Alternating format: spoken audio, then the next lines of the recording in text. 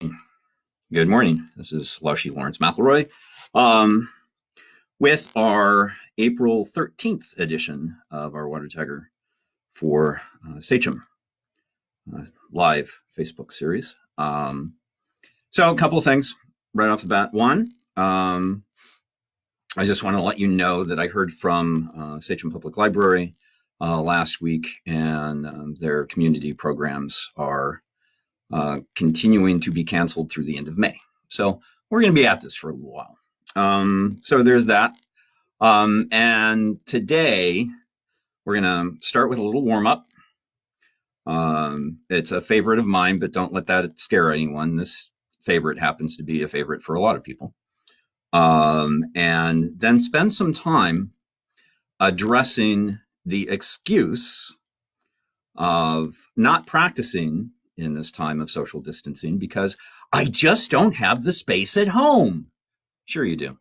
You just have to you just have to sort of reinterpret your thinking about what it is that you're doing, and make sure that rethinking continues in a continues movement in a Taiji-like fashion. So without further ado, and I will be back down here in a moment after the warm-up, see if I can show you a picture on my phone. I'm not sure if that's going to work or not.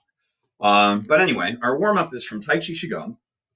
It's big python softens its body, and it's an undulation. So we want to have the feet shoulder wide. Let's do a little shake to start with. Where's my mind? What's a session with Laoshi Lawrence McElroy that doesn't start with a little shake? Oh. Maybe we'll just keep doing this for the live session today. I'll set the timer for 30 minutes or so, and we'll just shake for 30 minutes and call it a day. What do you think? I love this, as many of you know. All right, so big python softens its body. It's sort of it's an outlier in the world of Taiji Qigong. I used to think for the longest time that it was like any other of the posture or the exercises in the stationary set, the primary and the coiling sets of Taiji Qigong, and that it had a set number of repetitions. But we have always done it as a warm-up, just sort of until it feels like it's done what it's supposed to do. Guess what the source material instruction is? Exactly the same thing. That you play big python until you feel like the muscles and tendons and joints and tissue is all loose and open and relaxed. So there is still something that we do that's non-traditional in this. But anyway, the feet are shoulder wide and as close to parallel as possible. We just let the arms dangle.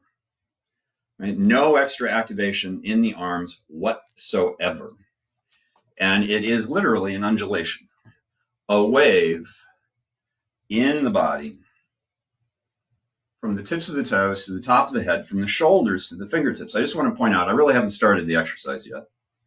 I just want to point out the movement in my arms is not something that I'm generating. I'm not turning my shoulders. It's the undulation back causes the chest to partially expand, the back to partially compress, and the shoulders to roll back in their sockets, which will turn the arms.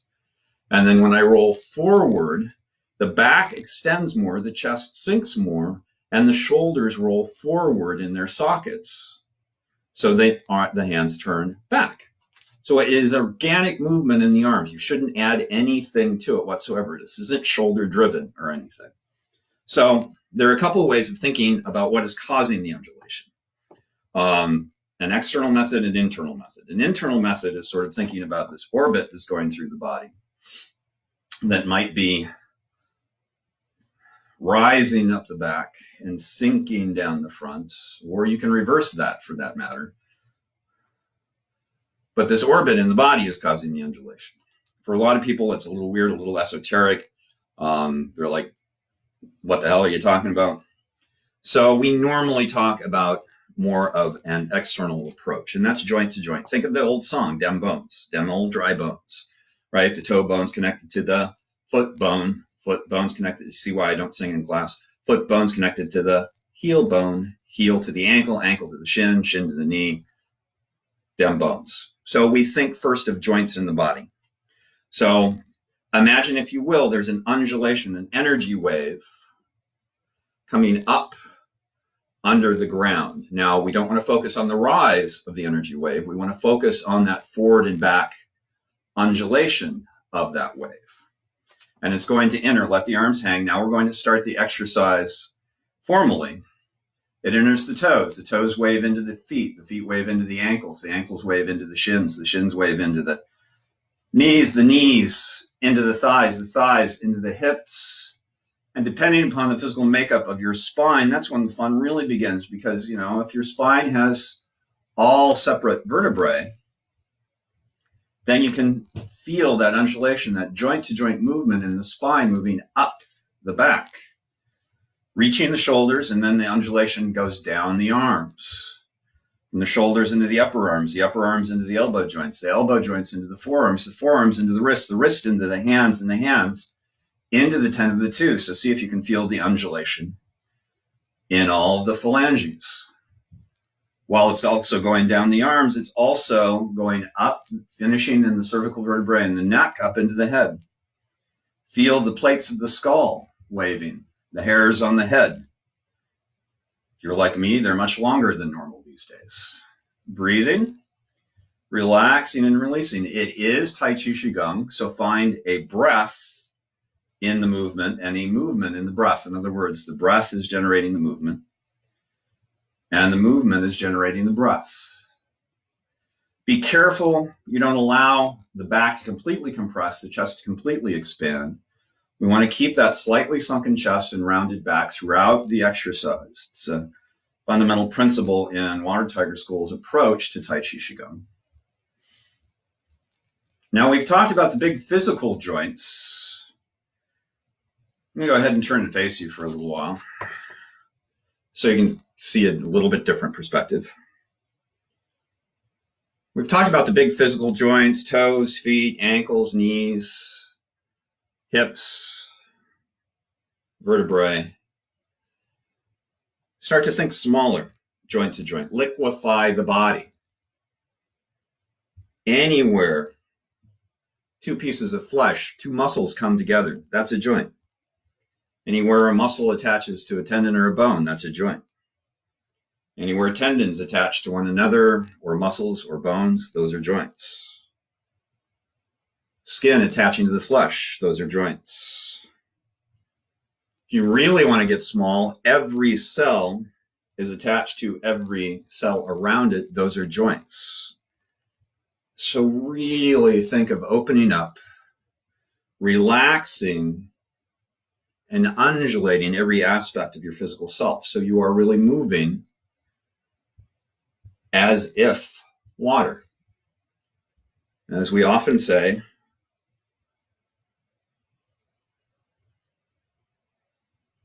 we are, after all, ugly bags of mostly water. I'm going to turn sideways again. Now, the traditional approach would just, this feels like we've probably accomplished what it is that we set out to do, so we'll stop and close. We like to fade this exercise like we do a few other of our Qigong exercises.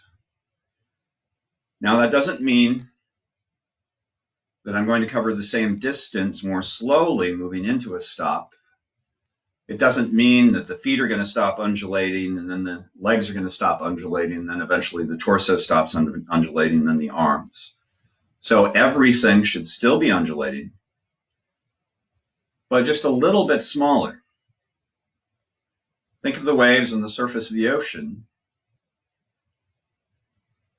Strong wind, white caps, as the wind starts to die down, or maybe the wake of a boat, right? The white caps go away, that white foamy stuff at the top, but there's still big waves moving across the surface of the water. Then there's a not enough underlying energy, not chi, movement for the water to break the surface, so the wave is gone, but there are big rolls. And then eventually those rolls become ripples, but still across the entire body. I still want, even in the smallest undulation possible, to keep everything moving. There's still an undulation from the tips of the toes to the top of the head, from the tops of the shoulders to the fingertips. Moving less and less, and less, and less, and less, until you can identify the actual external physical movement has ended. And hopefully you've faded so subtly, I'm going to turn forward for the closing. You've faded so slowly that, and so gently and so subtly, that it actually takes a moment to identify that that physical movement has ceased. Feel what there is to feel. Float the hands, get a breath to float the hands. Find your left foot. The left foot's going to come into the right. The hands float up, out, away from the body. Vertical alignment settles over the right foot. The left heel comes up off the ground. As the hands come in, that left foot draws in. Heel still in the air. As you press down, you press the heel down, redivide the weight equally between the 2 feet. Now a little rebound. Pulls the hands onto the surface of the lower belly. Okay, so there you go. A little big python softens his body. Now, I mentioned we're going to talk about the excuse of not having enough space. Unfortunately, between the camera that I'm using and the Facebook Live screen, you can't really see the floor. I'm going to do a little camera thing here so you can see what I have on the floor. You can see this piece of tape over here. That tape to this distance is 4 feet, just so you know. And I put it there at 4 feet because I have this hallway in my townhouse that is 4 feet across. And early on in this, it's really hard to see, but you can sort of make it out. Nice long hallway. It's 20 feet and it opens up into a dining area. So there's a lot of space in length, but not a lot of space in width. So perhaps you have a hallway like that. Perhaps it's a little bit more narrow. Who cares, right? But that's where I'm going to start. That you can make different interpretations of what it is, of how you move. Say, for instance, I'm standing right at the edge of the tape, which would be a wall in real life. So I couldn't open. So I'm going to have to step back from the wall here. But once I open, if I make no other adjustments, now my foot is right at what would be the edge of the wall. It's at the edge of the mat. So I couldn't really move into parting the wild horse's mane. Most of my references are going to be through Water Tiger School's approach to the 24 posture form, by the way, but it can, the points that I'm going to be making can play into probably most, all of the forms that you may play in your own lineage. So when I open, if I'm going to play the whole form, if I open, probably in about the middle of the hallway, so I have enough room for my hands. Settle, second time up. I'm going to do an unweighted turn and place my foot closer to the wall on that side. So, but leaving myself enough room to hold the ball. And now I can step and I have enough room to do parting the wild horse's mane. I rock back, come up. Now, maybe I don't have enough room between me and the wall. It's awfully close. It's a little tight. So I step, I bring that foot in. I settle in. I take another step. I can do my parting the wild horse's mane, and I'm relatively close to the wall. But again, can bring that foot in, move in to hold the ball. I can step. Now here I'm going to have to move into high press. So I pull that foot back a little bit, come in. Boom. But notice those little transitions. If we do that again, right, from opening in the center. Going a little, I sort of abbreviated that. I'm sorry, my bad, right? I settled the weight into the left. I'm still moving through the whole body. As I move that foot forward, you can see the turn in the whole body, moves that foot into place. I settle in. If I need to bring that foot back, I'm doing it as part of the rock back that I'd normally do in our regular transition. So you keep the movement alive in that way. So you can play in a little bit more narrow space. You make little adjustments. By the way, this 4 feet that I have here, that's more space than I normally have when I'm playing on the beach when I'm on holiday, because the coral stones are relatively close together. Now, say you don't have length. There are all sorts of different ways you can adjust your form, always moving in a Tai Chi-like fashion, to play with just a little bit of space. So maybe I have enough room, forget the side-to-side thing. I have space for that. I just don't have enough room to do like the first, all the way to play Pei Pa. So though it's not a preferred method in my book, because it's not really in a Tai Chi-like fashion, break your form into sections. Play a section of the form. I have enough room to take 3 steps. So I open, I do my, and I'm abbreviating here. I'm not going to abbreviate. Sorry. I'm going to open, step out, over the top. So I have enough space to do everything the way that I normally do in a big space, but I just don't have room to take more than 3-4 stance steps. So I take my 3-4 stance steps. I do a little casual close. And remember, we've talked about casual closes in this and in some of the pre-recorded video that I've also been posting through Water Tiger School in this time of being alone together. That you want to be sure that you're practicing a good casual close, that as you close, everything is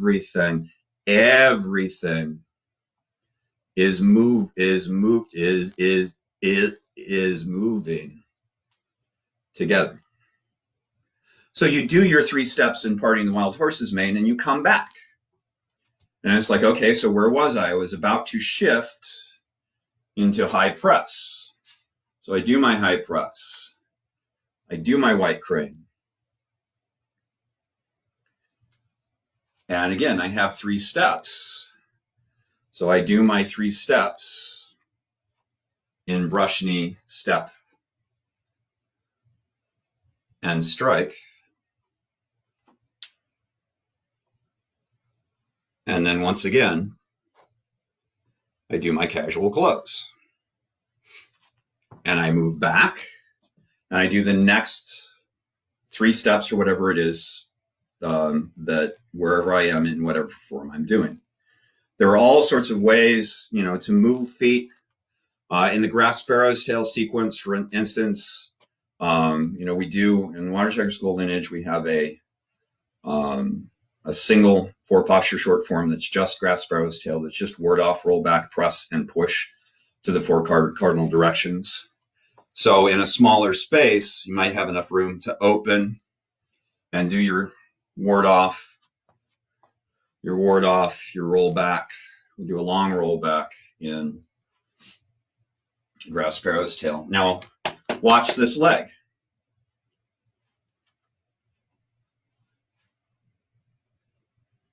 So I'm really in the same space I was as I did the 4 postures in the other stance. But all I'm doing is, as I'm turning, I'll just do this again in this direction, is bringing that foot with me and setting it down. So I'm not changing any of the space that I'm using. As a matter of fact, you can do the entire 24 in a very small space. Remember, this is from my blue line that you can't see to the edge of the mat, which again, you can't really see, is 4 feet. I don't even really need the 4 feet. I can open. I can turn. I can step forward into my Parting the Wild Horse's Mane. I can bring that foot back so it's even with the back foot. I do Parting the Wild Horse's Mane.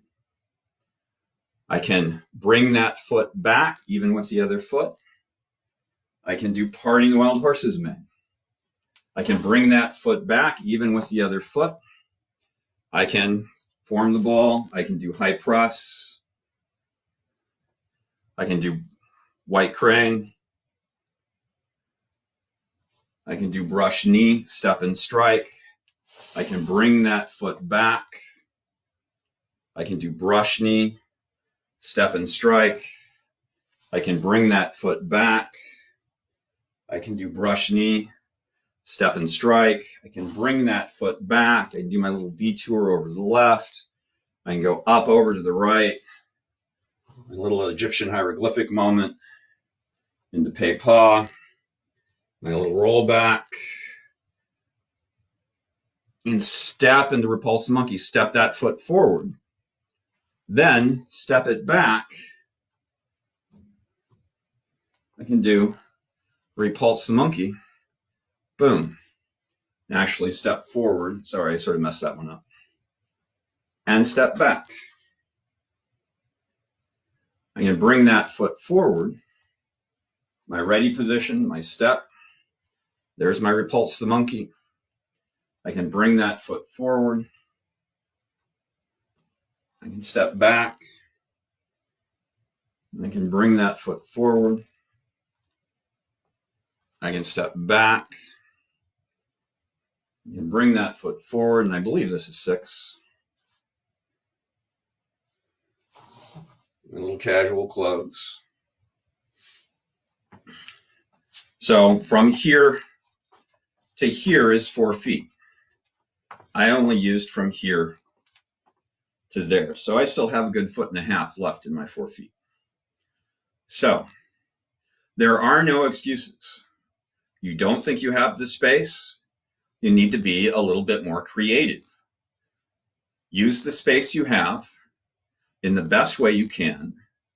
And one of the things that trains us, for which that trains us, is an understanding that what the forms actually teach us is how our body moves and how our body moves as a whole. And it does that through, sort of the standard movements that are within the form, but we need to start expanding our experience beyond the form, because Tai Chi in play, Tai Chi applied to our lives, Tai Chi applied to combat is water. And you know what they say about water? It flows, it crashes, it trickles. You pour it into a cup, it takes the shape of a cup. You pour it into a teapot, it takes the shape of a teapot. We need to be able to adapt to the space we have at this time. We need to be able to adapt to what is unfolding around us, like water, at this time as well. So again, have fun. If something goes wrong, who cares? Explore why things got clunky. Do it over and over. I hadn't done the single step thing until I was thinking about this a week ago, and it took me a little while to work out the repulse the monkey thing, right? That idea of being in Pei Pa at the front of my space and, any way that I need to, but maybe step back for the first time. And it's like, okay, now how do I do the next movement? And it's like, oh, okay, all I have to do is step forward, moving through the body, bring that foot in, and now I can have that swing that I normally have, getting ready for repulse the monkey, and step back and bring that foot in, move through the whole body, and step back. So just do it. I don't know what else to say, right? You can play in whatever space you have if you're willing to adapt to that space and adapt your Tai Chi to that space. So there you go. A little, how to play your form within the space that you have, and keep up your practice, keep up your play, even though we're stuck at home. And of course, remember that all days aren't going to be like this with the rain. You get a nice day. You got a backyard. You got a big quadrangle that you really won't, run into any people. If you're practicing outside, take your face mask with you in case somebody comes by. But play outside. Then you don't have to worry about the space. You just have to worry about the neighbors thinking that you're nuts from time to time. But anyway, so there you go. I also do want to mention that I have decided for April 25th, which was the first official date for World Tai Chi Day. Bill Douglas has moved the official date to May 30th, and we'll see if that holds. But we've had to cancel our event in Suffolk County. But I thought I'd do a Facebook Live session on Saturday, April 25th at 10 a.m. I'm going to lead a short set. It's our second set of Tai Chi Qigong that we just introduced in our Sachem program last fall. I'm not going to do the whole set, just a little bit of it at 10 a.m. Mr. Douglas has asked for people to be doing something at 10 a.m. Across the globe on the 25th. So I thought he announced that after I sort of decided to do this. So, we were sort of symbiotic in our thinking. But anyway, so tune in for that on the 25th. But I will be back again next Monday with something, I'm sure, completely different. So until then, stay calm, stay aware, stay relaxed, stay safe, and stay well. Wash your hands, stop touching your face, and stay at home. Let's keep flattening the curve. Thanks. And remember, I'll be here again tomorrow morning at 10:15 for, of course, everyone, but specifically as support for our suspended West Babylon program. And it, too, will be something a little different. So until then,